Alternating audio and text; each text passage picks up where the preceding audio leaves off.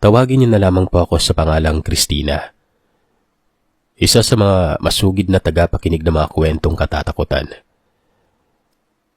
Ako po ay tubong Ilocos. Pero noong 9 na taong gulang ako ay lumipat kami ng isla ng Panay. Nung nasa 14 anyos naman ako, bumalik kami sa Ilocos. Pero noong 18 taong gulang ako, bumalik ulit kami sa isla ng Panay. Sa madaling salita, Luzon at Visayas ang tirahan ng aking mga magulang. Hanggang sa nagdesisyon na rin ako noon na manatili na lamang muna sa may Visayas, lalo na kapag umaalis sila nanay at tatay. Hindi ko na po sasabihin ang trabaho nila pero legal po ito, Sir Seth. Kaya naman ako nagdesisyon noon na doon tumira. Para sa akin ay mas open ang mga kamag-anak naming naroroon. Mas nakakaliwaliw ako at nakakahinga. Yung mga kaanak kasi namin sa Ilocos, bawat galaw mo, bantay sarado. Para bang may CCTV kahit saan dako. Uubo ka lang, alam na ng buong barangay yon. Ganon.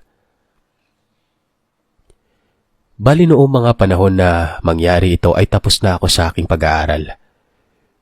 Hinihintay ko na lamang na makuha ang mga records ko bago makapag-apply ng trabaho. At dahil dito, Sir Seth, ay binilhan ako ng aking mga magulang ng motorsiklo na automatic lang. Bilang regalo. Wave lamang po yung tatak ng motor na yon. Yung purpose nito ay para makatulong muna ako kina lolo at lola at sa mga tita ko sa paghahatid sundo sa mga nakakabata kong pinsan. Minsan ay utusan ako na mamili o kaangkas sila lola. May nobya na rin po ako noong mga panahon na ito. Legal kami at siyang nagturo sa akin magmotor. May trabaho naman ito noon kaya hindi din kami madalas magkita. Dahil din sa tatok ako sa pag-aaral mula nung lumipat ako doon, commute lamang ako palagi nung wala pa akong motor. Hindi ko masasabi na magalain akong tao.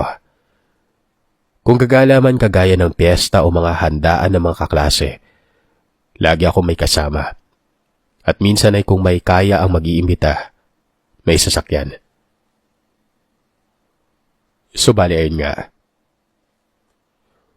Tuwing umaga at hapon, hatid sundo ko ang